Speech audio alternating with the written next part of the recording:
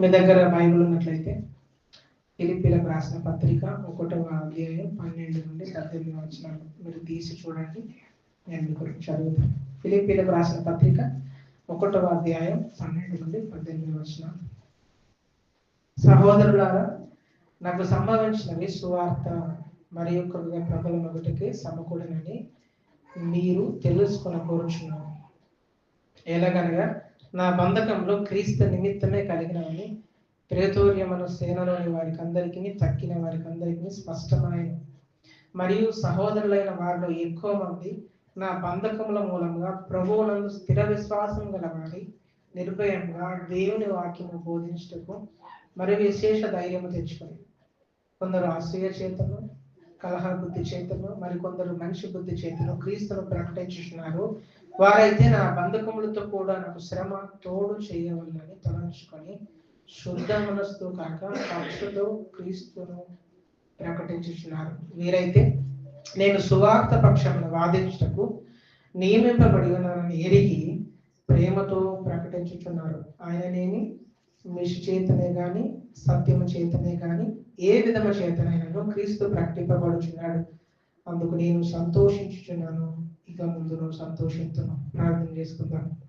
అందరి కళ్ళు మూసుకుందాం, ప్రార్థన చేసుకుందాం. పరలోకమందున్న మా తండ్రి,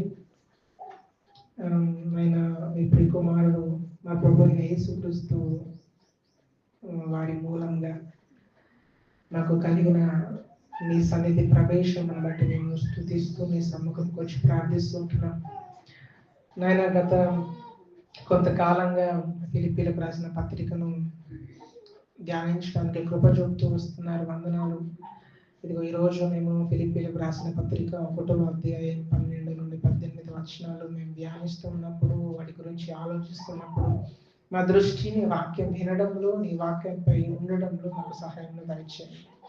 మా దృష్టి ఏ కారణం చేత ఏ వైపు తొలగకుండా మీరు కృప చూపించండి.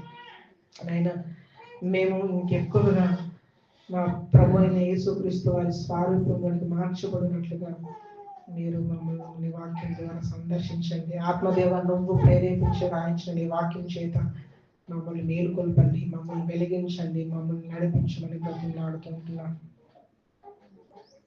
మా త్రియేక దేవ, మిమ్మల్ని గురించిన ఆశ్చర్యకరమైన సంగతులు నీ వాక్యంలో నుంచి మేము తెలుసుకోవడానికి మాకు సహాయం దయచేయండి. మేము మా పాప విషయం ఒప్పించబడ్డ కృప చూపించండి. మా కొట్టిన హృదయం నుండి మేము విడిపించబడడానికి సహాయం దయచేయండి.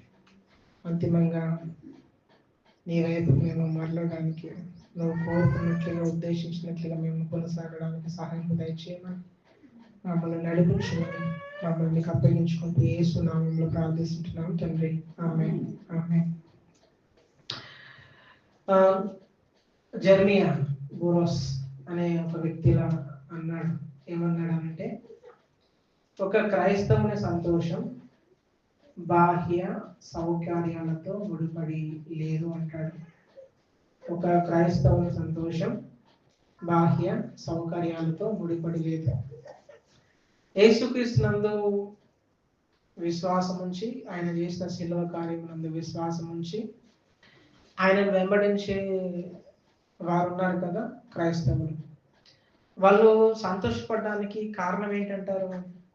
వాళ్ళు సంతోషపడడానికి కారణాలు ఈ లోక సంబంధమైనవి కాదు, అవి శరీర సంబంధమైనవి కాదు. ఈ లోకంలో ఉండే సౌకర్యాల ద్వారా ఆ సంతోషము ఏమాత్రము ముడిపడి లేవు అని చెప్తూ వస్తాడు. ఈ లోకంలో మనం సంతోషించడానికి కారణాలు చాలా ఉండొచ్చు. శరీరపరమైన కారణాలు చాలా ఉండొచ్చు. అవి ఎన్నున్నా కూడా అవి ఎంతో కాలం ఉంటాయంటారా? ఉండవు. మనం మంచి డబ్బు సంపాదించినా దానివల్ల వచ్చే సంతోషం కొద్ది రోజులే. మంచి ఆరోగ్యం ఉన్నా దానివల్ల వచ్చే సంతోషం కొద్ది రోజులే. మంచి ఇల్లు కట్టుకున్నా దానివల్ల వచ్చే సంతోషం కూడా కొద్ది రోజులే. కుటుంబంలో అమితమైన సంతోషము సమాధానం ఉన్నా దానివల్ల ఉండే సంతోషం కూడా కొద్ది రోజులే. క్రైస్తవులుగా మన సంతోషం ఈ శరీరపరమైన కారణాలతో కానీ సౌకర్యాలతో కానీ ముడిపడి ఉండవన్న విషయాన్ని మనం గుర్తుంచుకోవాలి. మరి మనం క్రైస్తవులుగా వేటిని బట్టి సంతోషించాలి అంటే వీటిని చూసి మనం బాగా సంతోషపడాలి? వాటి గురించి మనం ఈరోజు నేర్చుకుందాం. ఈరోజు మనం క్రైస్తవ సంతోషించు అనే విషయం గురించి ఆలోచిద్దాం. క్రైస్తవ సంతోషించు అనే విషయం గురించి ఆలోచిద్దాం. మనం ఈ మొదటి అధ్యాయంలో మనం ఏం గమనిస్తామనంటే, ఆయన పరిశుద్ధులకు, సకల పరిశుద్ధులకు, అధ్యక్షులకు, పరిచారకులకు శుభమని చెప్పి ఆయన దాన్ని ప్రారంభిస్తాడు పౌలు గారు. తర్వాత ఆయన చెప్తూ వస్తాడు, సంఘం సువార్తలో పాలువారై ఉన్నారు, సువార్తలో ఒకటై ఉన్నారనే విషయం గురించి చెప్తూ వస్తాడు. పౌలు హృదయంలో ఫిలిప్పి సంఘంకున్న స్థానం గురించి చెప్తూ వస్తాడు. ఇవి మాత్రమే కాకుండా వాళ్ళను గుర్తు చేసుకున్న ప్రతిసారి, ఎవరిని గుర్తు చేసుకున్న ప్రతిసారి, ఫిలిప్పి సంఘాన్ని పౌలు గుర్తు చేసుకున్న ప్రతిసారి వాళ్ళ గురించి సంతోషపడుతూ, వాళ్ళ గురించి దేవునికి కృతజ్ఞత స్తుతులు చెల్లించడం, వాళ్ళ గురించి ప్రార్థన చేయడం మనము 1వ అధ్యాయం 1వ వచనం నుండి 11 వచనాల వరకు మనం చూస్తాం. 12-14 వచనాలను గమనిస్తే మనం ఏం చూస్తామనంటే, పౌలు గారికి కలిగిన కఠినమైన శ్రమలు అవి దేని కొరకు కలిగాయో, దానివల్ల ఎవరు ఏ విధంగా ఇన్స్పైర్ అయ్యారు, ఎవరు ఏ విధంగా ప్రభావితం చేయబడ్డారు, ఏం కార్యం జరిగిందో మనము 12-14 వచనాల్లో మనం చూస్తాం. ఆ తర్వాత 15-18 వచనాలు మనం గమనిస్తే,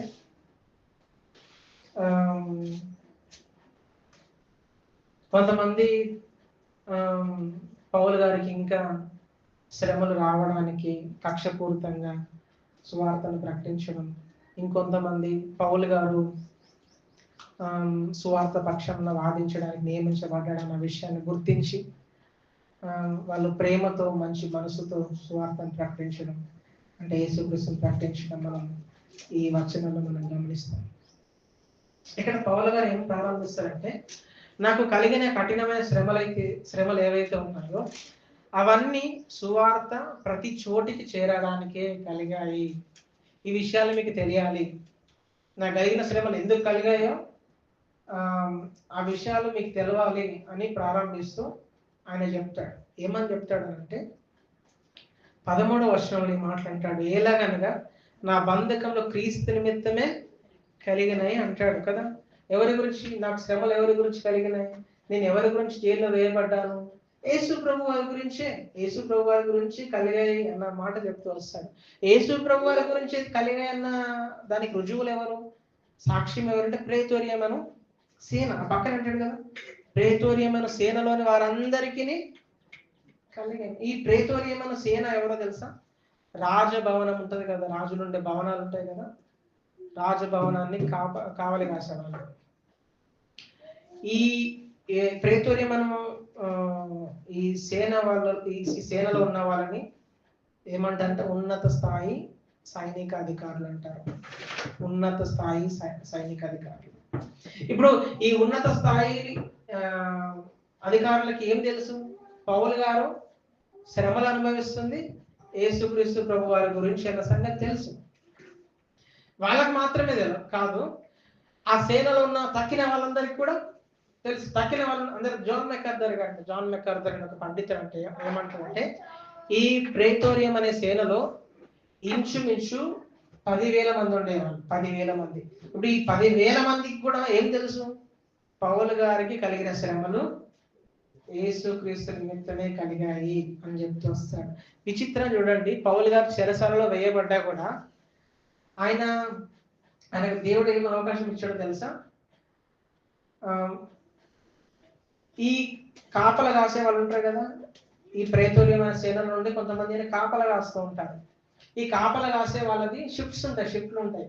ఒక పూట ఒకరు, ఒక పూట ఒకరు అనే విధంగా వాళ్ళు కాపల కాస్తూ ఉంటారు. పౌలు గారికి మంచి అవకాశం ఏంటో తెలుసా? ఒక పూట ఎవరు కాపల కాస్తాడు అతనికి సువార్త చెప్పాలి, ఆ వ్యక్తి యేసు ప్రభువుని తెలుసుకుంటాడు. మళ్ళీ ఇంకొకటి వచ్చి కాపల కాసినప్పుడు ఆ వ్యక్తికి సువార్త చెప్పాలి, ఆ వ్యక్తి కూడా యేసు ప్రభువుని తెలుసుకుంటారు. ఇట్లా కాపల వాళ్ళు మారుతూ ఉంటారు పౌలు గారిని చూసుకోవడానికి. వాళ్ళందరికీ ఆయన సువార్త చెప్పాడు. వాళ్ళందరికీ ఏం తెలుసు అంటాడు? నేను యేసు ప్రభువారి నిమిత్తమే శ్రమలు అనుభవిస్తున్నాను అని చెప్తూ వస్తాడు. తర్వాత ఇది మాత్రమే కాదు, ఇంకేమంటాడు ఆయన? తక్కిన వారందరికీ అన్నప్పుడు మనం ఇంకొక మాట గమనించవచ్చు. ఈ పౌలు గారిని రోమాలో ఉన్నటువంటి ఒక ఇంట్లో బంధించారు. ఒక ఇంట్లో బంధించారు. అక్కడికి చాలా మంది వస్తూ ఉండేవాళ్ళు. వాళ్ళందరికీ కూడా పౌలు గారు ఏం చేశారంటే సువార్త ప్రకటించారు. వాళ్ళందరూ యేసు ప్రభువుని తెలుసుకున్నారు. వాళ్ళందరికీ కూడా ప్రేతోరియమన సేనకు మాత్రమే కాదు, ఈయన చూడడానికి వచ్చిన వాళ్ళందరికీ కూడా ఏం తెలుసు? యేసు ప్రభు వారి గురించి కఠినమైన శ్రమలు సంభవించాయి. ఈ విషయాలన్నీ ఎవరికి తెలియాలనుకుంటున్నాడు ఇప్పుడు పౌలు గారు? ఫిలిప్పి సంఘానికి. నా మాటలు అర్థమవుతున్నాయి మీకు?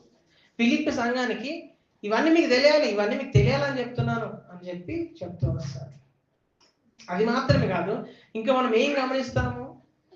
పౌలు గారు శ్రమల్లో యేసుక్రీస్తు ప్రభు వారి సువార్త నిమిత్తము యేసు ప్రభు వారి గురించి కఠినమైన శ్రమలు అనుభవిస్తూ ఉంటే కొంతమంది సహోదరులు ఉంటారు కదా. సహోదరులు అంటే సంఘంలో ఉన్నటువంటి కొంతమంది సహోదరులు కావచ్చు, లేదంటే రక్షించబడినటువంటి కొంతమంది విశ్వాసులు కావచ్చు. వీళ్ళందరూ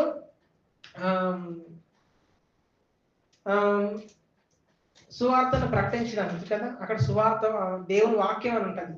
ఆ సందర్భాన్ని మనం సరిగ్గా గమనిస్తే అక్కడ సువార్త గురించి మాట వాడబడింది. సువార్తను ప్రకటించడానికి, సువార్త గురించి మాట్లాడడానికి వీళ్ళందరూ చాలా మంది ఇన్స్పైర్ అయ్యారు, ప్రభావితం చేయబడ్డారు.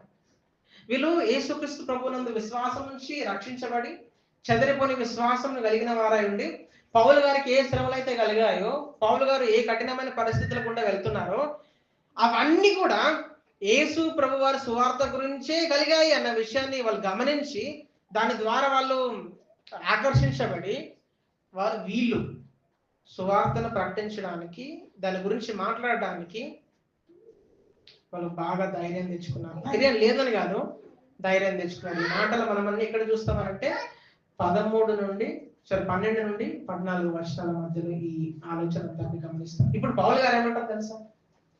18వ వచనంలో నేను సంతోషించుచున్నాను, అందుకు నేను సంతోషించుచున్నాను, ఇక ముందును కూడా సంతోషించునని 18వ వచనం 2వ భాగంలో అంటాడు. ఎందుకంటున్నాడు ఈ మాటలు? నాకు శ్రమలు కలిగినాయి, సంతోషమే. ఎందుకు కలిగే శ్రమలు?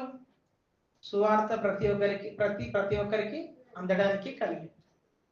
నాకు శ్రమలు కలిగాయి, సంతోషమే. ఎందుకు సంతోషం? మీలో కొంతమంది సహోదరులు ధైర్యం తెచ్చుకొని కదా, బాగా ఇంకెక్కువగా ధైర్యం తెచ్చుకొని వాళ్ళు సువార్తను ప్రకటిస్తున్నారు. ఏదైతే ఏంటి, సువార్త మాత్రం ప్రతి ఒక్కరి దగ్గరికి చేరుతుంది. నేను సంతోషపడుతున్నాను, దీని గురించి సంతోషపడుతున్నాను, దీని గురించి నేను ఆనందిస్తున్నాను, ఇక ముందు కూడా సంతోషపడతాను, ఇక ముందు కూడా సంతోషిస్తున్నాను. ఇంగ్లీష్లో ఉంటుంది ఐ రిజాయిస్ అన్నమాట ఉంటుంది. నేను సంతోషపడతాను, ఇక ముందు కూడా సంతోషపడుతున్నాను. నేను సంతోషపడడానికి కారణాలు ఏంటి అసలు? ఇదిగో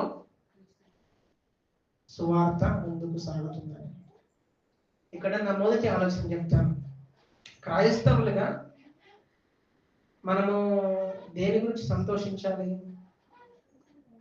క్రైస్తవ సంతోషించు అనే దాంట్లో మొట్టమొదటి ఆలోచన ఏంటంటే సువార్త ముందుకు సాగుతుందని సంతోషించాలి. సువార్త ముందుకు సాగుతుందని సంతోషించాలి. పౌలు గారు ఏమంటాడు తెలుసా? శ్రమలు సువార్త గురించే, నేను జైల్లో వేయబడ్డం యేసుక్రీస్తు ప్రభువారి గురించే అని చెప్తున్నాడు ఆయన. పౌలు గారు అంటాడు ఈ మాట. దీనికి సాక్షులు ఎవరు? రాజభవనం కాపల వారైన ఉన్నత స్థాయి అధికారులు, ప్రేతోరియమైన సేన, వీళ్ళు సాక్షులు అంటాడు. వీళ్ళు మాత్రమే సాక్షులు కాదు, నేను జైల్లో ఉన్నప్పుడు నా దగ్గరికి వచ్చిన వాళ్ళందరూ కూడా ఈ మాటలు ఎక్కడ చూస్తామంటే అపోస్తల కార్యముల గ్రంథం 28వ అధ్యాయం 30 వర్షాలు చూస్తాం. నేను జైల్లో ఉన్నప్పుడు నా దగ్గరికి ఎవరెవరితో వస్తారో వాళ్ళందరికీ తెలుసు అంటాడు. వాళ్ళందరూ సాక్షులే. వాళ్ళు మాత్రమే కాదు, దేవుడు పౌలు గారిని కాపాడడం, దేవుడు పౌలు గారు చేసిన సువార్త పనిని ఆశీర్వదించడం చూసిన చాలా మంది ఇన్స్పైర్ అయిన వారు ఉంటారు కదా, ప్రభావితం చేయబడ్డ వాళ్ళు ఉంటారు కదా, వాళ్ళు కూడా సాక్షులే అని చెప్తూ వస్తారు. ఇవన్నీ గమనిస్తూ ఉంటే మనం ఏం ఆలోచించవచ్చు? పరిస్థితులు ఏమైనా సరే కదా, పరిస్థితులు ఎట్లున్నా సరే, ప్రభుత్వం ఉంది కదా, ప్రభుత్వం గవర్నమెంట్ ఎన్ని కట్టుబాట్లు పెట్టినా సరే, ఎన్ని కట్టుదిట్టమైన రూల్స్ పెట్టినా సరే, ఎన్ని ఆంక్షలు పెట్టినా సరే, దేవుడు ఉద్దేశించినట్లుగా సువార్త ముందుకు సాగుతూనే ఉంటుంది. ఏ ప్రభుత్వం ఆపలేవు, ఏ పరిస్థితులు కూడా సువార్త ముందుకు సాగడం ఆపబడదు, దాన్ని ఆపలేరు. దేవుడు తన సంకల్పంలో నిర్ణయించుకున్న వాళ్ళందరూ ఆయన దగ్గరికి వచ్చేంత వరకు కదా, ఆయన దగ్గరికి వచ్చేంత వరకు వాళ్ళందరికి సువార్త ప్రకటింపబడుతూనే ఉంటుంది, అందరి దగ్గరికి సువార్త వెళుతూనే ఉంటుంది. ఈ సువార్తను ఆపే ఏ ప్రభుత్వాలు లేవు, ఎవ్వరు సాహసం చేయలేరు. ఎవ్వరేం చేసినా కూడా వాటి గుండా కూడా దేవుడు ఏం తీసుకుని వెళ్తాడు? సువార్తను తీసుకొని వెళ్తాడు. అందుకే పౌలు గారు అంటాడు, నేను సంతోషపడుతున్నా, ఐ యామ్ రిజాయిసింగ్ అంటాడు. నేను సంతోషపడుతున్నాను, నేను ఇక ముందు కూడా సంతోషపడతాను. ఎందుకో తెలుసా? నా సంతోషము ఏంటంటే సువార్త ముందుకు సాగుతుంది. సువార్త ఆగట్లా, సువార్త ముందుకు సాగుతూనే ఉంటుంది. మనం ఒక క్రైస్తవునిగా, ఒక క్రైస్తవురాలుగా మనం దేన్ని బట్టి సంతోషపడాలంటే, ఇదిగో నా ప్రభు సువార్త ప్రతి ఒక్కరి దగ్గరికి అది ఆగిపోకుండా, ఆటంకాలు ఉన్నప్పటికీ, అడ్డంకులు ఉన్నప్పటికీ, దేవుడు నిర్ణయించినట్లుగా, దేవుడు అనుకున్నట్లుగా ఆ సువార్త ముందుకు సాగుతుంది. అదే నా సంతోషం. దాన్ని బట్టే నువ్వు, నేను, మనమందరం సంతోషపడాలి. మనం దేన్ని బట్టి సంతోషపడతాం తెలుసా? వీటిని బట్టి సంతోషపడతాను నేను చెప్పట్లా. పిల్లలకు మంచి ఉద్యోగం వచ్చింది అనుకోండి, పిల్లలు మంచి ప్రయోజకులు అయ్యారు అనుకోండి, సంతోషపడతాం. వీటిని నేను పడొద్దాను అట్లా పడదాం, వాటిని బట్టి కూడా సంతోషపడతాం. మనం కోరుకున్నవన్నీ మనకు దక్కాయి అనుకోండి, సంతోషపడతాం. మనం మంచి ఒక హోదాలో బ్రతుకుతున్నాం అనుకోండి, సంతోషపడతాం. మనకు పేరు ప్రఖ్యాతలు ఉన్నాయనుకోండి, బయట మంచి పేరు ఉందనుకోండి, సంతోషపడతాం. కావలసినంత పని దొరుకుతుంది అనుకోండి, సంతోషపడతాం. వీటిని బట్టి సంతోషపడతాం నేను చెప్పట్లా. కానీ ఒక క్రైస్తవునిగా, ఒక క్రైస్తవురాలిగా మనం దేని గురించి సంతోషపడాలి? లోక సంబంధమైన వాటి గురించి కాదు. వేటి గురించి సంతోషపడాలి? సువార్త ముందుకు సాగుతుంది. Gospel advances. అసలు పెద్ద విచిత్రం ఏంటంటే, పౌలు గారు జైల్లో ఉండి అప్పటికి ఆయన దెబ్బలు కొట్టారా లేదా? అప్పటికి కొట్టారని, బాగా కొట్టారు. ఆయన జైల్లో ఉన్నాడు, ఆయన శరీరం పైన దెబ్బలు ఉన్నాయి, ఆయనకు సౌకర్యాలు లేవు, ఆయన జైలు శిక్ష అనుభవిస్తున్నాడు. ఒకరి వెంట ఒకడు ఆయనకు కాపలా ఉంటున్నారు. అది మామూలుగా కాదు, కాపలా ఉంటుంది, ఉన్నత స్థాయి అధికారులు ఆయన కాపలా ఉంటున్నారు. ఆయనకి ఏమైనా సంతోషం ఉంటుందా? ఉండదు. కానీ ఆయన ఏమంటుంది బయట ఉన్న వాళ్ళ గురించి? ఇదిగో నేను సంతోషపడుతున్నాను. బయట వాళ్ళతో చెప్తున్నాడు, నేను సంతోషపడుతున్నాను అని చెప్తున్నాడు. ఎందుకు సంతోషమయ్యా నీకనంటే, నువ్వు జైల్లో ఉన్నందుకు సంతోషం, నువ్వు కఠినమైన శ్రమలు అనుభవిస్తున్నందుకు సంతోషం కాదు అంటాడు. ఆయన ఏమంటాడు తెలుసా? నా ప్రభు సువార్త ముందుకు సాగుతుంది. నిజమైన క్రైస్తవులు ఎప్పుడు హింసించబడినా, శ్రమలు అనుభవించినా, గాయపరచబడినా, ఇబ్బందులు ఎదుర్కొన్నా, కష్టాల గుండా వెళ్ళినా, అంతెందుకు యేసు ప్రభు వారిని నమ్మినందుకు ప్రపంచం వాళ్ళని వెలివేసిన, వాళ్ళ ఇంట్లో సొంత వ్యక్తుల్ని కోల్పోయినా, అన్నింటికి నష్టపోయినా ఏం జరుగుతుంది? సువార్త ముందుకు సాగుతుందని సంతోషపడతారు. నిజంగా సంతోషపడతారు. నార్త్ కొరియా ఎప్పుడైనా విన్నారా? North Korea, Somalia, Eritrea, Yemen, Libya, Iran, Sudan, Nigeria, అంతెందుకు మన భారతదేశంలో ఉత్తర భారతదేశాన్ని మనం చూస్తే, నార్త్ మనం గమనిస్తే క్రైస్తవ్యం పైన చాలా దాడులు జరుగుతున్నాయి. దేవుని నమ్ముకున్న వ్యక్తులపైన చాలా ఆంక్షలు పెట్టబడుతున్నాయి కదా. క్రైస్తవ్యం పైన చాలా హింసలు కలుగుతున్నాయి. అంతెందుకు కొన్ని స్థలాల్లోనైతే మాత్రం ఈ ఆరాధన స్థలాలు ఉంటాయి కదా, ఆరాధించుకోవడానికి ఈ చర్చ్ హాల్స్ ఉంటాయి కదా, వాటిని కూలగొడుతున్నారు, వాటిపైన జెండాలు వాడుతున్నారు, వాటి వెనకాల ఏవేవో రాస్తున్నారు. కొన్ని చోట్లలో క్రైస్తవులు అనే వాళ్ళు చంపబడుతున్నారు. ఇన్ని జరుగుతున్నా సువార్త ఆగుతుందా? సువార్త ఆగబడుతుందా? సువార్త ఆగబడి లేదు. సువార్త ముందుకు కొనసాగడానికి నమ్మకమైన పనివారు ఎందరో వేస్తున్నారు. ఆ నమ్మకమైన వారందరినీ దేవుడు వాడుకుంటూ ఉన్నాడు తన పని కొరకు. అసలు క్రైస్తవులుగా మనం బాగా సంతోషపడాల్సింది ఏంటో తెలుసా? నా ప్రభు సువార్త అది ఎడతెరిపి లేకుండా ముందుకి వెళుతూనే ఉంది. కానీ మనం ఎప్పుడైనా ఇది నా సంతోషం అనుకుంటామా? అసలు అనుకోం. ఎప్పుడైనా ఆలోచించామా నేను సంతోషపడాల్సింది నా ప్రభు సువార్త ప్రకటింపబడుతుందని సంతోషపడదాము మనం? అసలు దీని గురించి సంతోషపడాలన్న ఆలోచన అయినా ఎప్పుడైనా మనకు పుట్టిందంటే ఎప్పుడు పుట్టలా. మనం సంతోషపడేటివి వేరే వేరే వాటి గురించి. నిజంగా ఒక వ్యక్తి నిజమైన క్రైస్తవుడు అయితే, క్రైస్తవుడు అంటే ఎవరు అసలు నిజానికి? క్రైస్తవుడు అంటే ఎవరు? యేసుక్రీస్తు నందు విశ్వాసం నుంచి, ఆయన చేసిన శిలువ కార్యం నందు విశ్వాసం నుంచి రక్షించబడి ఆయనను వెంబడిస్తున్నటువంటి వ్యక్తి క్రైస్తవుడు కదా. క్రైస్తవురాలు, వీళ్ళు క్రైస్తవులు. వీళ్ళు నిజమైన క్రైస్తవులు. ఈ నిజమైన క్రైస్తవులు ఎప్పుడు ఏం చేస్తారు అని అంటే, సువార్త ప్రకటించాలని కోరికతో ఉంటారు. సువార్త ప్రకటించబడుతూ ఉంటే సంతోష పడుతూ ఉంటారు. నేను మీకు ఒక ఉదాహరణ చెప్తాను.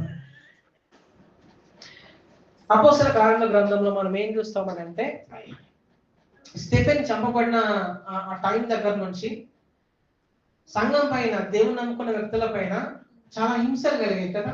చాలా హింసలు కలిగితే వాళ్ళు వేరే వేరే ప్రాంతాలకు చెదిరిపోయారు కదా. వేరే వేరే ప్రాంతాలకు వెళ్ళిపోయారు. ఒక్కొక్కరు ఒక్కొక్క ప్రాంతానికి వెళ్ళిపోయారు, చెదిరిపోయారు. కానీ ఒక్కటి మాత్రం జరుగుతుంది. ఏంటో తెలుసా? వాళ్ళు చెదిరిపోయినా, వాళ్ళు ఎక్కడికి వెళ్తున్నా సువార్త ప్రకటించుకుంటా వెళ్ళారు. ఆ శ్రమలలో సైతం ఏం జరిగింది? సువార్త వ్యాప్తి చెందింది, సువార్త ప్రకటించబడింది. నిజమైన క్రైస్తవులు పని చేస్తారండి. మనం సువార్త ప్రకటించడానికి, ఆ సువార్తను ముందుకు తీసుకుని వెళ్ళే విషయంలో మనం చాలా నిర్లక్ష్యంగా ఉన్నాం. ఎప్పుడైనా ప్రార్థన చేశామా? దేవా నా జీవితాన్ని నీ సువార్త కొరకు ఉపయోగించుకో. దేవా నా జీవితాన్ని నీ సువార్తను ప్రకటించడానికి సిద్ధం చేయి. దేవా నా జీవితాన్ని నీ సువార్తను నశించిపోతున్న జనులకు అందించడానికి నన్ను నడిపించు, నన్ను బలపరచు, నాకు శక్తిని దయచేయి. నీ సువార్తను ప్రకటించకపోతే నాకు నెమ్మది లేకుండా చేయి. నీ సువార్తను ప్రకటించకపోతే దేవా నన్ను బలవంతం చేయి. ఎప్పుడు ప్రార్థన చేసాం ఇట్లా? మనం చేయలేం. మనం ఎప్పుడు ప్రార్థన చేయలేం.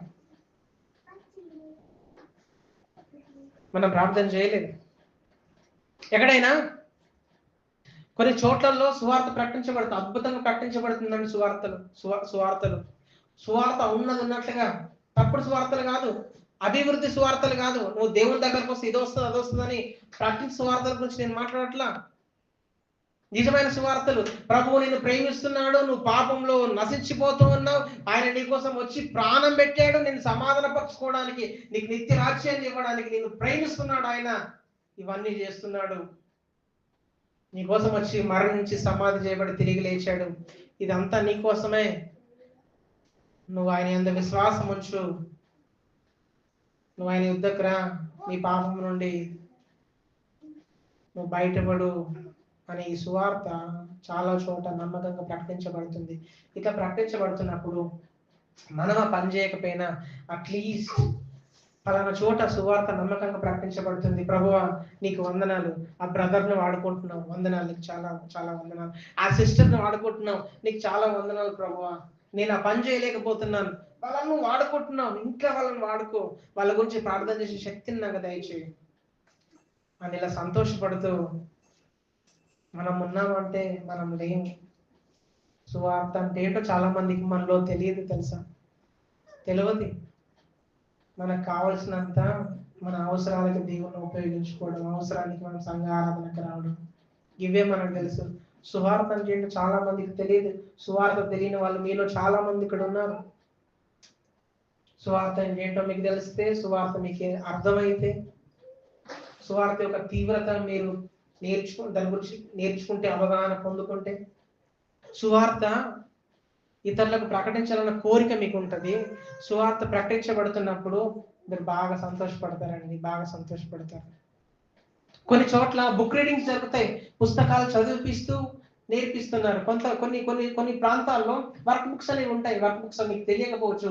ఆ వర్క్ బుక్స్ వాళ్ళ ముందుంచి సువార్త చెప్తున్నారు.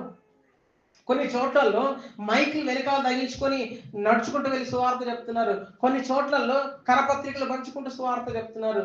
కొన్ని చోట్లలో చారిటీ వర్క్స్, చారిటీ భోజనాలు పెట్టడం, బట్టలు పంచడం, అనాథ పిల్లలను చేరదీయడం, వృద్ధులను చేరదీయడం, ఇట్లాంటి చారిటీ వర్క్ చేసుకుంటూ సువార్త ప్రకటిస్తున్నారు. ఇవన్నీ మనం వింటున్నప్పుడు ప్రభువా సంతోషం, ప్రభువా నాకు చాలా సంతోషం కలుగుతుంది. నీ సువార్త ముందుకు సాగుతుంది. ఎట్లయితే నీ సువార్త ముందుకు సాగుతుంది అని సంతోషించాను. మనం డ్యూవి ఎప్పుడైనా సంతోషపడ్డాను? అసలు మనకు తెలియదు ఇట్లా సంతోషపడాలని. పౌలు గారు చూడండి, చెరసాల్లో ఉన్నాడు, గోడల మధ్యలో ఉన్నాడు, ఒంటరిగా ఉన్నాడు, కానీ నేను సంతోషపడుతున్నా అంటుండు. ఏమని సంతోషపడుతున్నంట ఆయన? సువార్త ముందుకు సాగుతుందని సంతోషపడుతున్నాడు. దేవుని రక్తంలో, ప్రభు అయిన యేసుక్రీస్తు వారి రక్తంలో కడగబడిన వారు సువార్తను మోసుకొని పోకుండా, దాని కొరకు ఇష్టంతో కష్టపడకుండా, ఇష్టంతో శ్రమ పడకుండా ఉండలేరు. యేసుక్రీస్తు రక్తంలో కడగబడిన వారిని గోడలు కానీ, సంఖ్యలు కానీ, హింసలు కానీ, ఇబ్బందులు కానీ, ప్రతికూలతలు కానీ బంధించవచ్చేమో కానీ సువార్త సందేశాన్ని మాత్రం ఎప్పుడూ అవి ఆపలేదు, అవి బంధించలేదు. 17వ శతాబ్దంలో జాన్ బనియన్ అనే ఒక వ్యక్తి ఉండేవాడు. జాన్ బనియన్, ఆయన యాత్రికుని ప్రయాణం అనే పుస్తకం రాశాడు. సువార్త వాక్యాన్ని ఖచ్చితంగా ప్రకటిస్తున్నాడని అప్పటి నాయకులు ఏం చేశారు తెలుసా? ఆయన జైల్లో వేశారు, జాన్ బనియన్ గారిని. ఆయన జైల్లోకి పోయినాక ఏం చేసిండు తెలుసా? సువార్తను ప్రకటించాడు. సువార్త ప్రకటిస్తున్నందుకు జైల్లో వేయబడ్డాడు. జైల్లోకి పోయినా కూడా ఏం పని చేసిండు? సువార్తను ప్రకటించాడు. సువార్తను ప్రకటిస్తే అక్కడ ఉన్నటువంటి ఖైదీలు ఉంటారు కదా, జైల్లో వేయబడ్డ ఖైదీలు ఉంటారు కదా, చాలా మంది ఆయన దగ్గరకు వచ్చి వినేవాళ్ళు. అందులో చాలా మంది రక్షించబడ్డారు. అందులో చాలా మంది యేసయ్యను తెలుసుకున్నారు. అక్కడ ఉన్న నాయకులు ఏం చేస్తారో తెలుసా? ఇక్కడ కూడా వాడు ఇదే పని చేస్తున్నాడని చెప్పేసి ఒక చీకటి రూమ్ లో పడేస్తారు ఆయన. ఎవరిని కలవకుండా ఒక లోపటి గదిలో చీకటి రూమ్ లో పడేసారు ఆయన. ఆయన ఏం చేసిండు తెలుసా? ఆయన ఒక పుస్తకం రాసిండు, యాత్రికుని ప్రయాణం అనే ఒక పుస్తకం రాసిండు. బైబుల్ తర్వాత అత్యధికంగా అమ్ముడుపోయిన పుస్తకం ఏదైనా ఉందంటే యాత్రికుని ప్రయాణం. ఆ పుస్తకం చదివి చాలా మంది యేసు ప్రభువు అని తెలుసుకున్నారు. నేను ఇలా చెప్తాను వినండి, వ్యక్తిని ఆపగలరేమో కానీ సువార్తను ఆపలేరు. సువార్తను ఆపడం సాధ్యం కాదు. పౌలు గారిని గోడలు అడ్డుకున్నాయి, సంఖ్యలు బంధించాయి, కానీ సువార్త సందేశాన్ని మాత్రం ఆపలేకపోయి. అందుకే పౌలు గారు, నేను సంతోషిస్తున్నాను, ఇక ముందు కూడా సంతోషిస్తాను, ఇంకా ముందు కూడా సంతోషపడతాను, నా సంతోషానికి కారణం అదే అని చెప్తూ వస్తాను. వదకు తేబడిన గొర్రె పిల్లగా మన పాపములను, మన వ్యసనములను ప్రభు అయిన యేసుక్రీస్తు వారు భరించారు. మన శిక్షకు బదులుగా ఆయన శిలువ వేయబడ్డాడు, అవమానాన్ని భరించాడు, శిలువను సహించాడు, విడువబడ్డాడు, మరణించాడు, 3వ రోజున తిరిగి లేచాడు. కఠినమైన పరిస్థితులన్నీ ఆయనను చుట్టుముట్టిన ఆయన చేసిన శిలువ కార్యం యొక్క సందేశాన్ని విని పశ్చాత్తాప మనసుతో ఆయన దగ్గరికి చేరిన వారందరికీ కూడా ఆయన ఏమనుగ్రహించాడు తెలుసా? పాప క్షమాపణను అనుగ్రహించాడు, వాళ్ళందరినీ రక్షించాడు. పరలోకమందు ఆయన సంతోషించాడు. నిజంగా అత్యుత్తమమైన ఉదాహరణ ప్రభు యేసుక్రీస్తు వారు. ఒక క్రైస్తవురాలిగా నశించిపోతున్నాం మన దగ్గరికి సువార్త ఎలా వచ్చిందో అట్లనే నశించిపోతున్న వారి దగ్గరికి, దేవుని ఎరగని వారి దగ్గరికి సువార్త వెళుతున్నందుకు మనం సంతోషపడాలి. ఆ సువార్త తెలియని వారికి అందించబడ్డానికి మనం దాంట్లో పాలి భాగం అవ్వాలి. మిమ్మల్ని నన్ను ప్రోత్సహించనివ్వండి. మీరు దేవుని కోసం, ఆయన పని కోసం శ్రమలు అనుభవిస్తూ ఉంటే, గాయపరచబడుతూ ఉంటే, ఎవరైనా మిమ్మల్ని అవమానపరుస్తూ ఉంటే సంతోషించండి. వాటిని దేవుడు తన సువార్తను ముందుకు తీసుకొని పోవడానికి వాడుకుంటున్నాడని గమనించండి. మీరు ఎవరైనా ఇంకా రక్షించబడకపోయి ఉంటుంటే, నీ కోసం యేసయ్య ఈ లోకంలోకి వచ్చి ప్రాణం పెట్టాడన్న సందేశాన్ని నువ్వు వింటున్నప్పుడు దయచేసి యేసయ్య వైపుకు తిరగండి. ఆ సువార్త సందేశం నేను తాకుతుంది, ఆయన దగ్గరికి నేను చేరుస్తుంది. ఇప్పటిదాకా మనం క్రైస్తవ సంతోషించు అనే దాంట్లో మనము సువార్త ముందుకు సాగుతుందని చూసాం. రెండవదిగా చూద్దాం. 15 నుండి 17 వచనాలు కలిసి ఉన్నాయి. 15 నుండి 17 వచనాలు కలిసి ఉన్నాయి. నేను మీకు చదువుతాను. కొందరు అసూయ చేతను, కలహ బుద్ధి చేతను, మరికొందరు మంచి బుద్ధి చేతను క్రీస్తును ప్రకటించున్నారు. వారైతే నా బంధకములతో కూడా నాకు శ్రమ తోడు చేయవలని తలంచుకొని శుద్ధ మనసుతో కాక కక్షతో క్రీస్తును ప్రకటించినారు. వీరైతే నేను సువార్త పక్షం వాదించుటకు నియమించబడిన ఎరిగి ప్రేమతో ప్రకటించినారు. ఇక్కడ పౌలు గారు ఏమంటారు తెలుసా? మీరు కొంతమంది ఉన్నారు, మీలో కొంతమంది నాకు ఇంకా శ్రమలు కలిగించాలని, నన్ను ఇంకా శ్రమ పెట్టాలని అసూయ చేత కదా, అసూయ చేత, కలహముతో, కక్షతో, పోటీతత్వంతో, ఓర్వలేని తనముతో సువార్తను ప్రకటిస్తున్నారు. యేసుక్రీస్తు సువార్తను ప్రకటిస్తున్నారు. వీళ్ళు దొంగ బోధకులు కాదు, దొంగ బోధకులు పని చేయరు. వీళ్ళు మంచి విశ్వాసులే, కానీ వీళ్ళు పౌలు గారిని ఓరుస్తలేరు. ఎందుకు ఓరుస్తలేరంటే పౌలు గారి యొక్క సేవను, సువార్త పని దేవుడు ఆశీర్వదిస్తున్నాడు. పౌలు గారికి ఉన్నటువంటి అపోస్తలత్వం అనే అధికారాన్ని బట్టి వీళ్ళు ఓర్వలేకపోతున్నారు. వీళ్ళు ఓర్వలేని తనంతో ఏం చేస్తున్నారంటే, మేము సువార్త ప్రకటిస్తే పౌలు గారికి ఇంకా శ్రమలు రావాలి, ఇంకా కష్టాలు రావాలని కక్షపూరితంగా, పోటీతత్వంతో, అసూయ చేత సువార్త ప్రకటిస్తున్నారు. ఆ విషయాన్ని పౌలు గారు ఇక్కడ చెప్తారు. అయితే వీళ్ళు మాత్రమే కాదు ఇక్కడ ఉన్నది, ఇంకొంతమంది కూడా ఉన్నారంట. ఈ ఇంకొంతమంది ఏం చేస్తున్నారు? పౌలు గారికి శ్రమలు ఎందుకు వచ్చాయి అనుకుంటున్నారు? ఆయన సువార్త పక్షంన నియమించబడ్డాడు. సువార్త పక్షంలో నియమించబడ్డాడు. ఈ విషయము ఆ కొంతమందికి తెలిసింది. ఆ కొంతమంది ఈ విషయాన్ని గమనించారు. ఓహో, ఈయన సువార్త పక్షంలో నియమించబడ్డాడు కదా, దేవుడు ఈయనకు అధికారం అనుగ్రహించాడు కదా, దేవుడు ఆయన పనిని ఆశీర్వదిస్తున్నాడు కదా, సువార్త గురించే కదా ఆయన కఠినమైన శ్రమల గుండా వెళ్తుంది అని వాళ్ళు ధైర్యం తెచ్చుకొని వీళ్ళు ఏం చేస్తున్నారు? మంచి బుద్ధితో, ప్రేమతో సువార్తను ప్రకటిస్తున్నారు కదా. మంచి బుద్ధితో, మంచి మనసుతో సువార్తను ప్రేమతో ప్రకటిస్తున్నారు. మనము ఆ కాలంలో గమనిస్తే సువార్తను ప్రకటించిన వారంతా మంచి ఉద్దేశంతో ప్రకటించిన వారు కాదు. కొందరికి పౌలు గొప్పతనం, ఆయన చేస్తున్న పరిచర్య, ఆయన చేస్తున్న సువార్త పని ఆశీర్వదించబడడం అంటే చాలా అసూయం. తమను తాము పౌలు గారికి పోటీదారులుగా భావించుకున్నారు. మేము ఆయనతో పోటీ పడుతున్నామని భావించుకున్నారు. వాళ్ళ మనస్తత్వం, వాళ్ళ ఆలోచనలు, వాళ్ళ పరిచర్య నిండా మొత్తం స్వార్థమే ఉంది. ఇంకొంతమంది ఏమో పౌలు గారు సువార్త పక్షంగా నియమించబడ్డాడని తెలుసుకొని ఎట్లయినా ఆ సువార్తలో మేము కూడా పాలి భాగం అవ్వాలని, మేము కూడా ఒకటి అవ్వాలని ఏసే సువార్తను వాళ్ళ ప్రేమతో ప్రకటించడం మనం గమనిస్తాం. అప్పుడు 2 రకాలైన మనుషులు ఉన్నారు కదా. కక్షపూరితంగా సువార్త ప్రకటించే వాళ్ళు అప్పుడు ఉన్నారు. ఇప్పుడు కూడా కక్షపూరితంగా, మంచి బుద్ధితో కాకుండా చెడ్డ బుద్ధితో సువార్త ప్రకటించే వాళ్ళు ఇప్పుడు కూడా ఉన్నారు. మంచి బుద్ధితో ప్రకటించే వాళ్ళు అప్పుడు చూసినాం, చెడ్డ బుద్ధితో ప్రకటించే వాళ్ళు అప్పుడు కనబడ్డారు. ఇప్పుడు కూడా అటువంటి 2 రకాలైన మనుషులు మనకు కనబడుతున్నారు.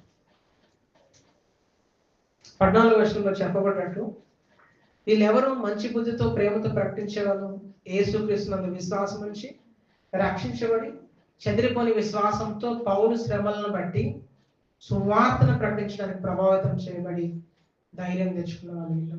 అందుకే ఇదిగో వీళ్ళ గురించి ఈ మాటలు చెప్తూ వీళ్ళ ద్వారా సువార్త ప్రకటింపబడుతుందని ఆయన ఎరిగి ఏమంటారు తెలుసా? 18వ వచనం 2వ భాగంలో నేను సంతోషించున్నాను, ఇక ముందును సంతోషిస్తానంటాడు పౌలు గారు.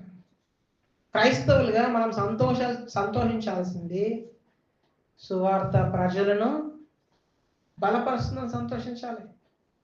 అంతేగాని మనకున్న పలుకుబడులు కాదు, చదువు సంధ్యలు కాదు, లోక సంబంధమైన వాటిలు కాదు. రెండవ ఆలోచన చెప్తాను. క్రైస్తవ సంతోషించు. ఏమని సంతోషించాలి? సువార్త ప్రజలను బలపరుస్తుంది. సువార్త ముందుకు సాగుతుందని సంతోషించాలి, సువార్త ప్రజలను బలపరుస్తుందని కూడా సంతోషించాలి. ఇప్పుడు పౌలు గారు ఏమని బాధపడాలి?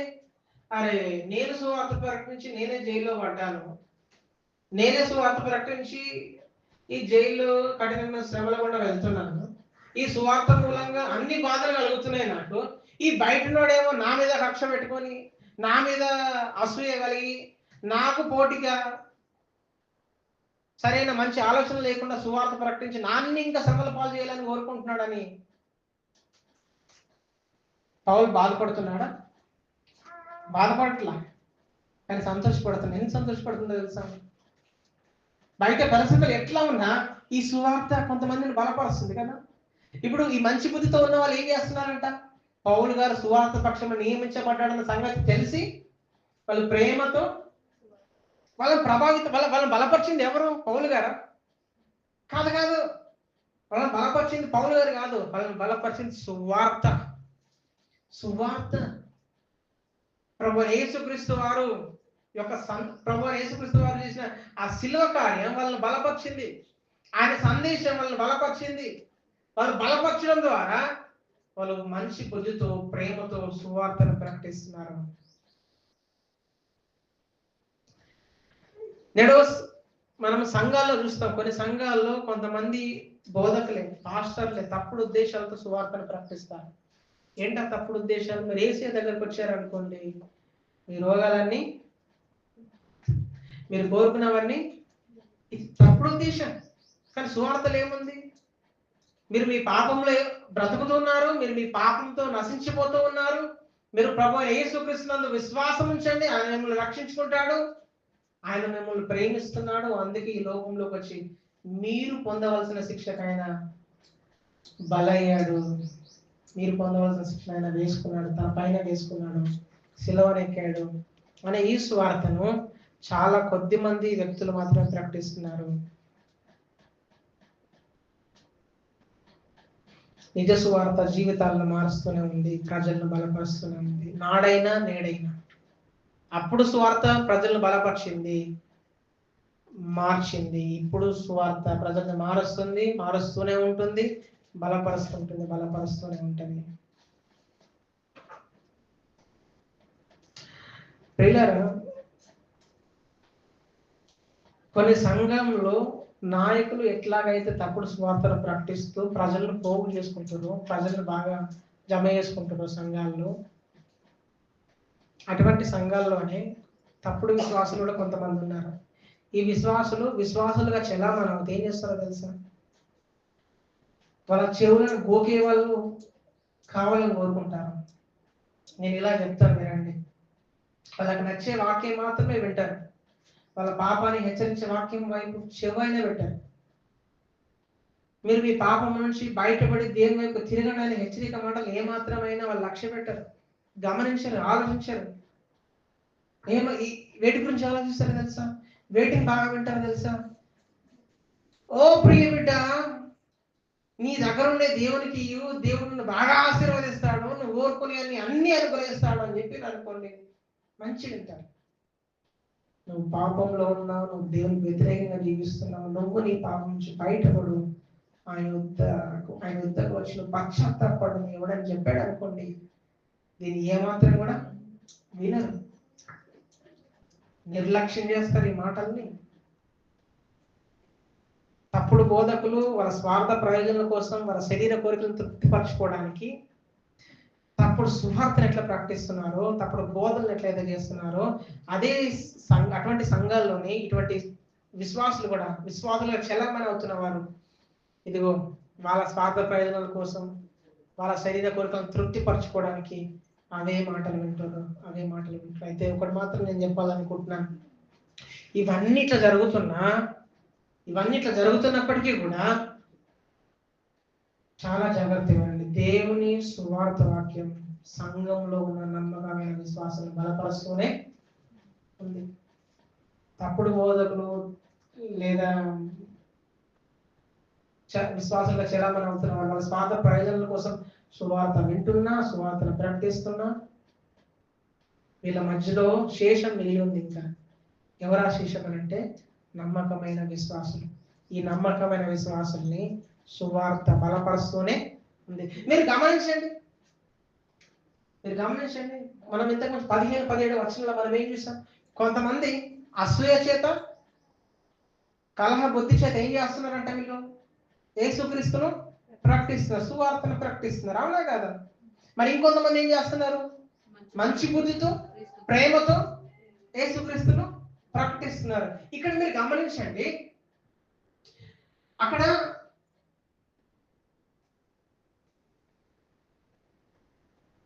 తప్పుడు విశ్వాసాలు ఉన్నప్పటికీ, అక్కడ ఉన్నటువంటి వ్యక్తులు తప్పుడు విశ్వాసాలు నేను చెప్పట్లేదు, కానీ విశ్వాసంగా చెల్లమని అవుతున్న వారు ఉన్నప్పటికీ కూడా మంచిగా నమ్మకమైన వ్యక్తులైతే ఎవరైతే ఉన్నారో, లేకపోతే నమ్మకమైన విశ్వాసం ఎవరైతే ఉన్నారో వాళ్ళ సువార్త బలపరచడం మాత్రం అక్కడ చూస్తాం. కొంతమంది ఏమో ఒక ఆయన బాధ పెట్టాలని చేస్తుండ్రు, ఇంకొంతమంది ఏమో సువార్త ద్వారా బలం పొందుకొని సువార్తను ప్రకటిస్తారు. సంఘం బలపరచబడేది నాయకులను బట్టి కాదు, సంఘం బలపరచబడేది సువార్త సత్యమును బట్టి అని మనం గుర్తించాలి. సంఘం ఎప్పుడు బలపడుతుందో తెలుసా? టిక్ టాక్ తయారైన పాస్టర్ ద్వారా కాదు, టిక్ టాక్ అంటారు కదా, అట్లా తయారైన పాస్టర్ ద్వారా కాదు, ఆ పాస్టర్ పెద్ద జ్ఞానాన్ని పంచుకోవడం వల్ల కూడా కాదు. మరి ఎట్లా? సువార్త సత్యం ఉన్నట్లుగా ప్రకటింపబడుతుంటే సంఘం బలపరచబడుతుంది. సువార్త అంటే ఏంటి అసలు? సువార్త అంటే ఏంటి? కొరింథీయులకు రాసిన మొదటి పత్రిక 15వ అధ్యాయంలో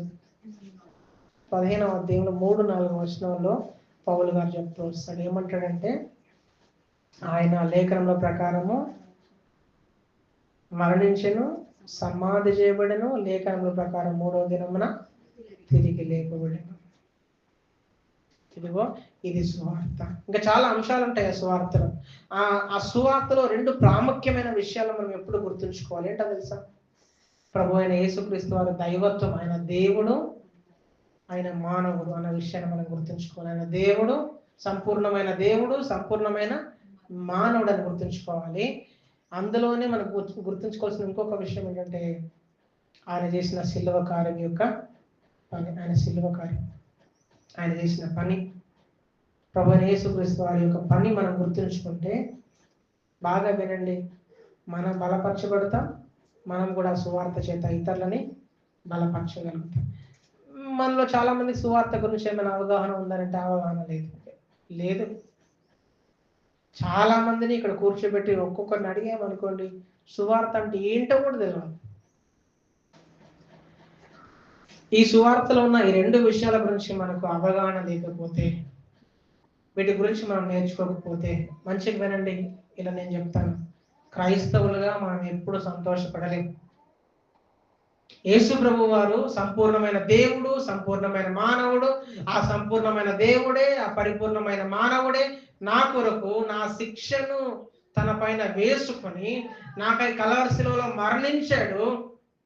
దేవుని ఉగ్రతను, నీతి న్యాయాన్ని తృప్తిపరిచి ఆయన సమాధి చేయబడి మృత్యుంజయుడిగా 3వ దినాన తిరిగి లేచాడు. ఆయన ఎంత విశ్వాసం ఉంచే వారందరూ రక్షించబడతారు, అంటే పిల్లలుగా చేయబడతారు. ఆయన సంపాదించిన ప్రతి ప్రయోజనాన్ని పొందుకుంటారనే అవగాహన ఆయన చేసిన పని గురించి మనకు లేకపోతే, అమ్మా అయ్యా వినండి, మనం ఎప్పుడు సంతోషపడలేము, మనం సంతోషించలేం క్రైస్తవులుగా. మరి ఎక్కువగా ఏ స్థితిలోనైనా సువార్త ద్వారా మనం బలపరచబడాలంటే ఈ సువార్త గురించిన అవగాహన మనకు ఉండాలి. సువార్త గురించి మనం నేర్చుకోవాలి. ఏ స్థితిలోనైనా నేను బలపరచబడతాను అనే విషయాన్ని, వీటి గురించి మనం నేర్చుకోకపోతే మనం ఎన్నడూ కూడా సువార్త ద్వారా బలపరచబడడం సాధ్యము అవ్వదు. కొరింథీయులకు రాసిన మొదటి పత్రిక 15వ అధ్యాయం 1వ వచనంలో అంటాడు, మీరు ఏ సువార్త యందు అయితే నిలిచి ఉన్నారో అన్న మాట చెప్తూ వస్తాడు పౌలు గారు. మనము సువార్త ద్వారా బలపరచబడాలంటే దాని గురించి అవగాహన ఉండాలి, దాని గురించి నేర్చుకోవాలి. ప్రతిరోజు ఆ సువార్తలో మనం బ్రతకాలండి. లేదనుకోండి, ఆ సువార్తలో మనం బ్రతకకపోతే, ఆ సువార్త గురించి మనం నేర్చుకోకపోతే, అవగాహన లేకపోతే మనం బలపడడం కష్టం. ఏ మనిషి నీకు ఎన్ని మాటలైనా చెప్పినా, ఏ పాస్టర్ నీకు ఎంత బోధించినా, ఎంత నేర్పించినా, ఏ విశ్వాసం నేను ఎంత బలపరచడానికి ప్రయత్నం చేసినా అవన్నీ తాత్కాలికమే. కేవలం నేను శాశ్వతంగా నువ్వు ప్రభువు దగ్గరికి చేరేంత వరకు, నువ్వు ఈ లోకాన్ని విడిచి యేసయ్య దగ్గరికి పోయేంత వరకు నిన్ను బలపరిచేది ఏదైనా ఉందనంటే సువార్త మాత్రమే. సువార్త మాత్రమే.